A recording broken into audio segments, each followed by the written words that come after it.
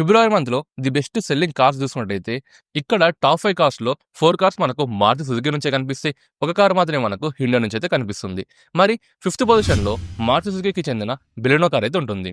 ఈ కార్ వచ్చేసరికి 15,400 plus units అయితే సేల్ చేశారు. అండ్ ఫోర్త్ పొజిషన్‌లో మారుతికి చెందిన స్విఫ్ట్ కార్ అయితే ఉంది. ఈ కార్ వచ్చేసరికి 16,200 ప్లస్ యూనిట్స్ అయితే సేల్ చేశారు.